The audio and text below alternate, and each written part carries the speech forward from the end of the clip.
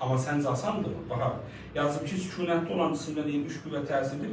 Hansı və ya hansılar mənfi iş görür? İndi sən mənfi iş görməyin mənasını bilirsən. Nə zaman mənfi iş görürdü? Bucaq necə olanda? Hərəkətdən ki, sonra bucaq nətər olanda yəni? Kör. Kör olan. Düz deyək, açıq bucaqda düzgün cavab sayılır. Amma biz deyək ki, kör olsun.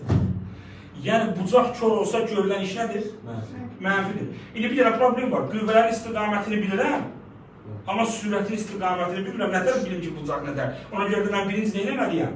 Sürətin istiqamətini bilmək üçün əvəzləyici qüvvənin istiqamətini bilməliyəm. Gəlin əvəzləyici qüvvəni tapaq. Sağa 2F-dir, sola F-dir. Nə qaldı? Sağa F qaldı yəni. Sağa 2F, sola F nə qaldı? F. Bir dənə var əlimizdə. Yuxarıya F. Sağa F, yuxarıya F. Əvəzləyici nə olar? Ay maşallah, bu qiyməti lazım deyil. Amma belə bir şey olacaq da, belə çıxır ki, nəsən? Bu üç qüvvənin əvəzləyicisi, budur, buraya yazalım, F əvəzləyici. Yəni, bu həm də nəyin istiqamətini göstərir? Sürətin birdən ağlına gələr ki, müəllim, niyə bu sürətin istiqamətini? Çünki yazılır ki, sükunətdən başlayır cisim.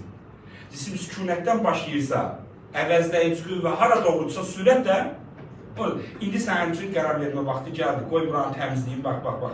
Sürətin istiqamətini tapmışam, sürət belədir. İndi F1 nə gəlir sizə? F1'in gördüyü iş müsbətdir, mənfidir? F1'ə niyə 0 deyirsən? Sürətlə bucaq nə sən? Sürət var da artıq əlimdə. Əlimizdə sürət varsa, o ilə bucağı 2-dirsə, bu görülən iş nədir? Müsbətdir. F2'nin bucağı nətərdir? O da müsbətdir. Bəs F3'ün bucağı mənfidir. Yəni kördür. Ona görə də F3 qüvvəsinin gördüyü iş nə olacaqdır? Mənfi olacaq.